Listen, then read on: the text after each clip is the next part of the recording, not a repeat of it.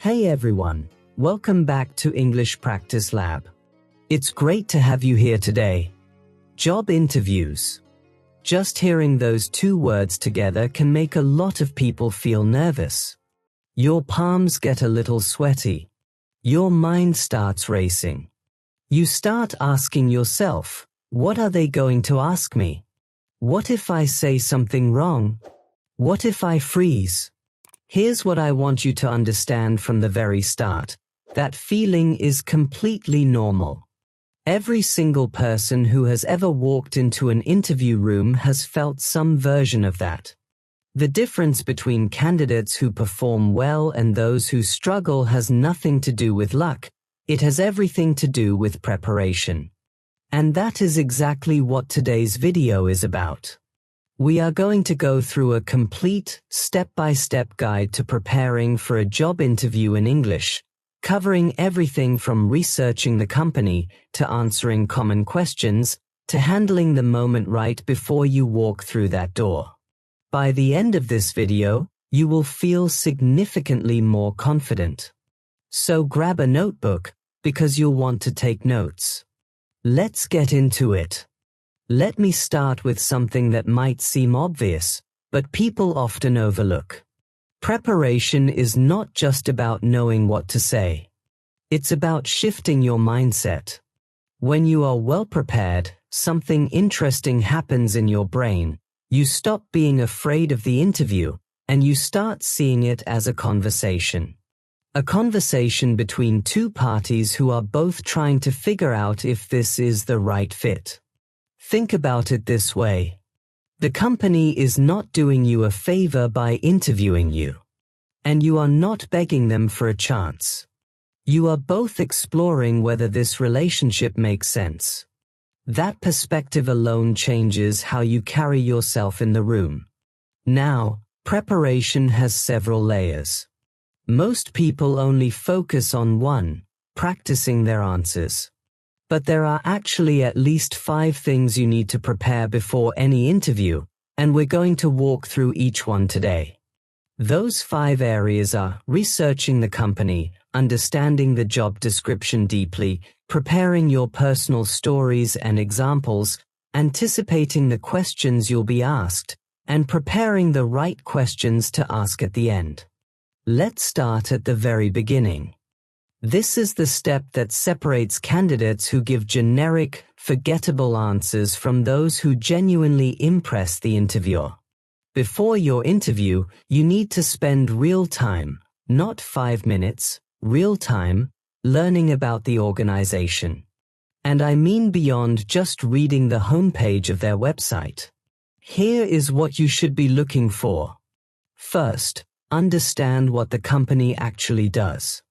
What products or services do they offer? Who are their customers? What problems do they solve? You'd be surprised how many candidates walk into an interview without being able to clearly describe what the company does. Don't be one of those people. Second, look into the company's values and culture. Most organizations publish this information on their website, in their annual reports, or on their social media channels. Do they talk about innovation, customer service, community, sustainability? Pay attention to the language they use, because you'll want to reflect that language naturally in your answers.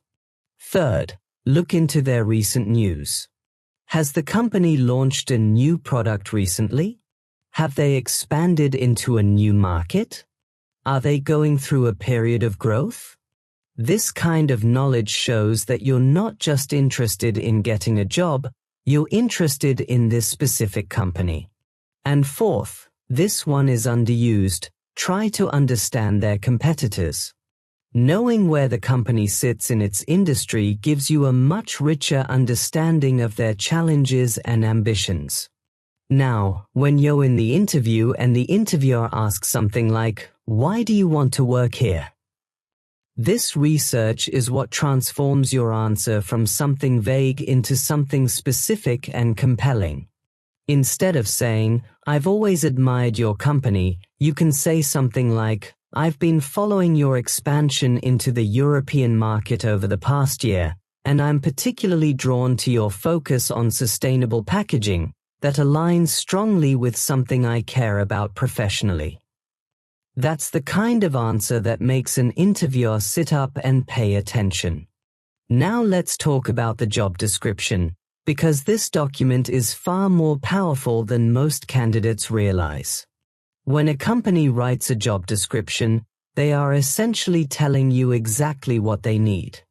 Every requirement, every responsibility, every phrase in that document is deliberate. Your job during preparation is to treat that document like a roadmap. Print it out if you can. Go through it line by line and ask yourself, where does my experience match what they are describing? And be specific. If the job description says they need someone who can manage relationships with key clients, think of a concrete moment in your past where you did exactly that. This process, matching your experience to the job description, is the foundation of almost every good interview answer you'll give. There's also another reason to study the job description carefully. It tells you what questions to expect. If a role requires strong communication skills, you can be almost certain they'll ask you for an example of a time you communicated effectively. If they mention teamwork, expect a question about a time you worked as part of a team. So as you read through the description, you can start building a kind of mental library of relevant examples from your own experience, stories you can draw on depending on what they ask. One more thing on this point. If there are requirements in the job description that you don't fully meet yet, don't panic. Think in advance about how you'd address those gaps honestly and constructively. A good answer isn't pretending the gap doesn't exist, it's showing your awareness of it and your eagerness to develop in that area. This section is crucial, and it's one of the most enjoyable parts of interview preparation once you get into it. Many interview questions, especially in professional environments, are what we call behavioral questions. They follow a pattern that usually sounds like this: tell me about a time when. Or, can you give me an example of? Or, describe a situation where. These questions are designed to understand how you've actually behaved in the past, because past behavior is often a good predictor of future behavior. The best way to answer these questions is to use a simple structure. You might have heard of it. It's called the STAR method. STAR stands for situation, task, action, and result. Let me break it down for you. Situation. You briefly describe the context. Where were you working? What was happening? Task. You explain what your specific responsibility was in that situation. Action. This is the most important part. You describe in detail what you personally did. Not what your team did, what you did. Result. You describe the outcome. What happened as a result of your actions? Ideally, you end with something positive: a problem solved, a target achieved, a client retained. Let me give you an example of how this works in practice.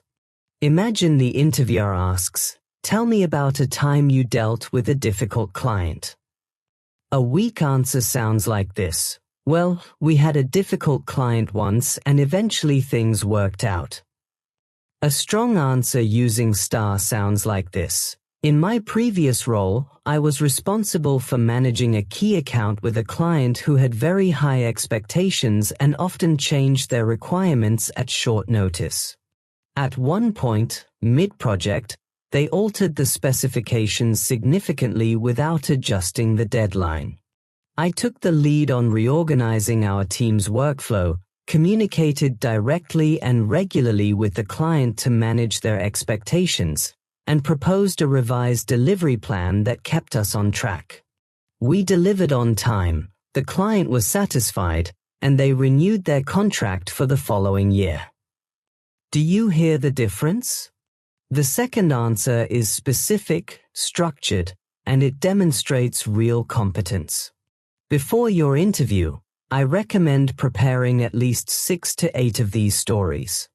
They don't all have to be dramatic, they just need to be real and specific. Cover a range of themes: teamwork, problem solving, working under pressure, handling conflict, taking initiative, and dealing with change. Now, let me go deeper on each of those elements, because understanding the STAR method in theory is one thing, applying it well in the moment is another skill entirely. Let's start with the situation. A lot of candidates make the mistake of spending far too long setting up the context. They give so much background that by the time they get to what actually happened, the interviewer has already lost interest. The situation should take no more than 2 or 3 sentences. You're painting just enough of a picture so that what follows makes sense. Think of it like the opening line of a short story, enough to place the listener in the scene, no more. Ask yourself, does the interviewer need this detail to understand what comes next? If the answer is no, leave it out. Now, the task. This is where many candidates blur a very important line, the line between what the team was responsible for and what they personally were responsible for. Interviewers are asking about you. They want to understand your individual contribution, your individual thinking, your individual decision-making. So when you describe your task, be precise. Not "we had to figure out how to handle the situation," but rather "my specific responsibility was to coordinate communication between the client and our internal development team." That kind of precision immediately signals to the interviewer that you understand your role clearly and that you take ownership of your work. The action is where your answer lives or dies. This is the part you need to develop the most, and it's also the part candidates most often rush through or deliver too vaguely. When you describe what you did, walk the interviewer through your thinking. What was your reasoning? What options did you consider? Why did you choose the approach you chose? Strong action sections often include 3 things: a decision you made, a skill you applied, and something that was difficult or uncertain at the time. That combination creates an answer that feels real and nuanced, not rehearsed and sanitized. Here's an important distinction. There's a difference between saying "I communicated with the client" and saying "I scheduled a call with the client every 2 days, prepared a short written summary before each one so there were no misunderstandings, and made a deliberate effort to keep the tone collaborative rather than defensive, even when the pressure was high." Both sentences describe communication, but only one of them gives the interviewer something to hold on to. And finally, the result. This is your opportunity to close the loop and leave the interviewer with something concrete.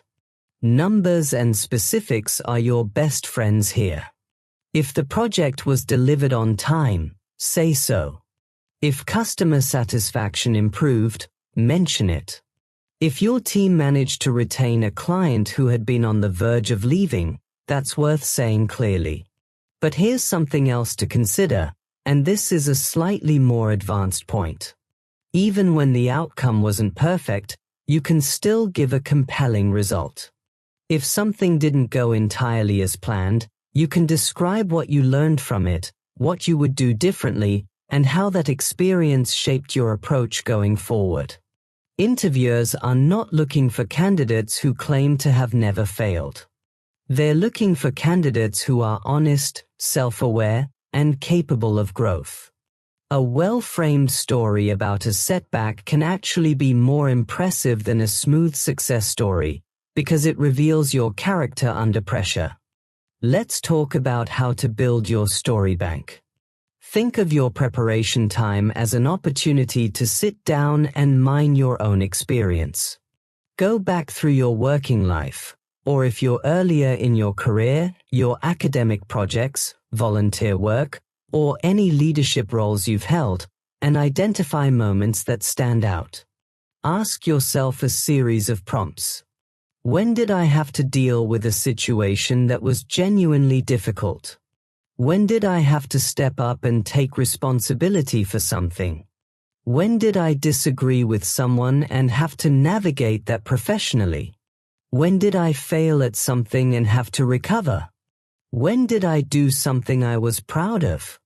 When did I have to learn something quickly because the situation demanded it? Each honest answer to those questions is a potential story. Write them down. Don't edit yourself at this stage, just collect them. Then go back and identify which ones are most relevant to the role you're applying for, and start shaping them using the STAR structure.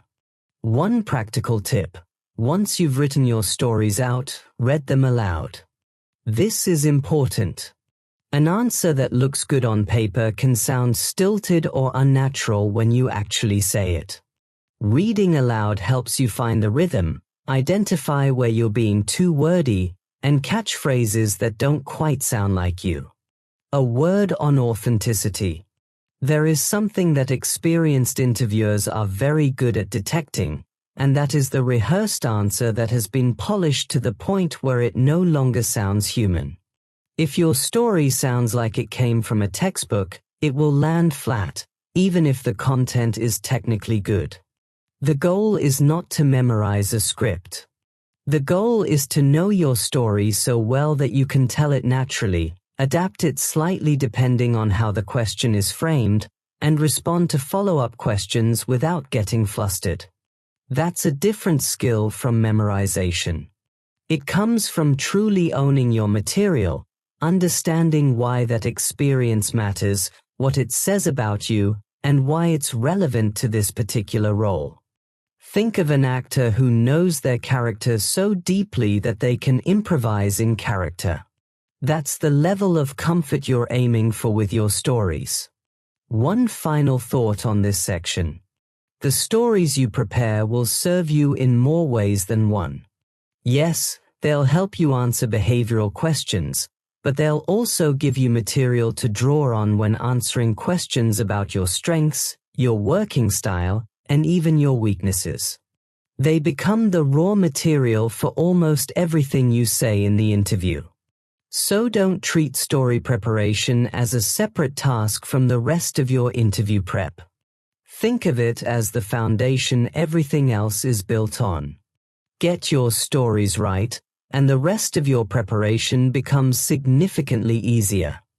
Now let's go through some of the most common interview questions and talk about the thinking behind a strong answer. Tell me about yourself. This is almost always the opening question, and it's a gift, because you can prepare it perfectly in advance. Your answer should be a brief, professional narrative about who you are, where you've come from professionally, and why you're sitting in that chair today. Keep it to about 2 minutes. It should feel natural, not recited. Focus on what's relevant to the role, not your entire life history. Why do you want to work here? This is where your company research pays off. Connect your personal values and career goals to what you've genuinely learned about the organization. Be specific. Avoid generic phrases like, "You're a great company with a great reputation." Everyone says that. Say something that shows you've done your homework. What are your greatest strengths? Choose 2 or 3 strengths that are genuinely relevant to the role. And crucially, back each one up with a brief example. Saying "I'm a good communicator" means nothing without context. Saying "I'm a strong communicator," for example, "In my last role, I was regularly the point of contact between our team and senior management during high-pressure projects," is far more convincing. What is your biggest weakness? This is a question that makes a lot of people uncomfortable. The key is honesty combined with self-awareness and a growth mindset. Pick something that is a genuine area of development for you, but frame it in a way that shows you're actively working on it. Avoid cliches like "I work too hard." Interviewers have heard that 1,000 times. Where do you see yourself in 5 years? The employer is trying to understand two things: your ambition and whether you're likely to stay. A good answer shows that you have genuine goals, that this role is a meaningful step towards those goals, and that you see a future within the organization. You don't need to have every detail mapped out, you just need to show that you think ahead. How do you handle stress and pressure?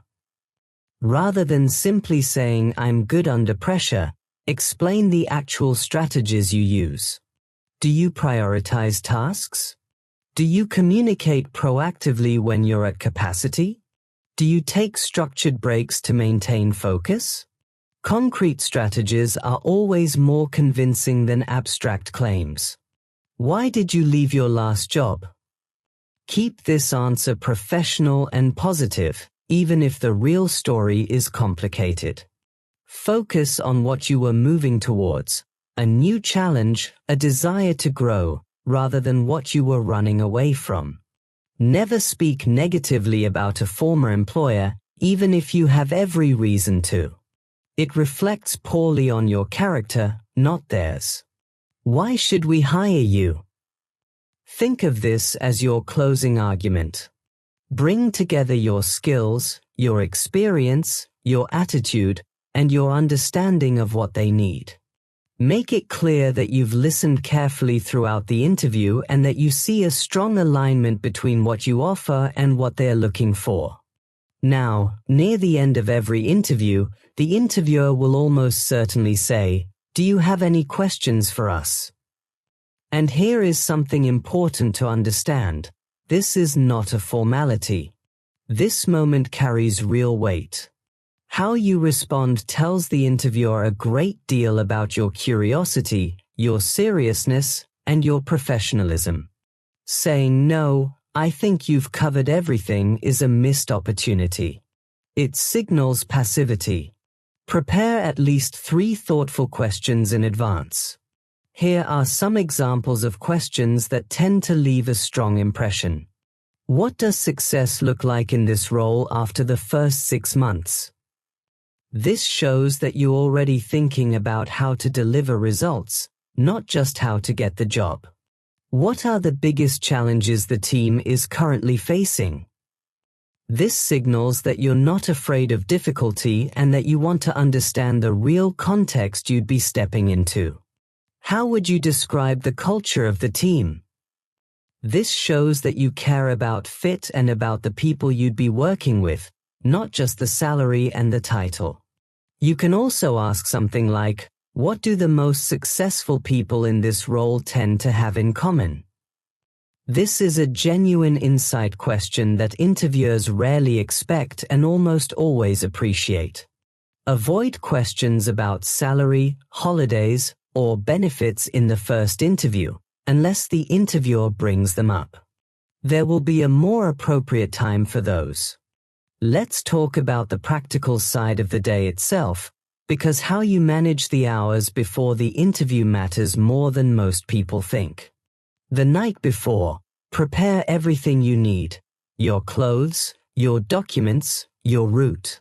If you've never been to the location before, consider visiting it in advance so there are no surprises on the day.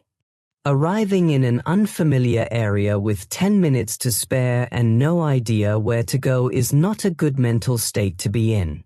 On the day itself, aim to arrive early, not so early that you're sitting in reception for 40 minutes, but early enough to spend a few minutes composing yourself before you go in. Use that time to breathe. Remind yourself of your preparation. You have done the work. You are ready. When you enter the room, make eye contact, shake hands if appropriate, and smile. These things matter. Interviewers are human beings. They form impressions quickly, and your warmth and confidence in those first few seconds set the tone. During the interview, listen carefully to each question before you answer. It's perfectly acceptable to take a brief pause to collect your thoughts. A measured, thoughtful response is always more impressive than a rushed one. And at the end, when it's time to leave, thank both interviewers genuinely. You can even briefly reaffirm your interest in the role. Something simple like, "Thank you for taking the time to speak with me today. I've really enjoyed learning more about the position, and I'm genuinely excited about the possibility of joining the team." It's simple, sincere, and memorable. So there you have it, a complete guide to preparing for your job interview in English. Let me quickly recap the key points. Research the company thoroughly before you go in. Study the job description and align your experience with what they are looking for. Build a library of personal stories using the STAR method. Prepare clear, structured answers to the most common questions. Ask thoughtful questions of your own. And on the day itself, arrive early, stay calm, and trust the preparation you've done. Remember, confidence doesn't come from nowhere. It comes from knowing that you've prepared well. If you found this video helpful, please give it a like. It really does help the channel reach more people who need this kind of content. Subscribe to English Practice Lab if you haven't already, and leave a comment below telling me which part of the interview you find most challenging. I read every single comment, and your feedback shapes future videos.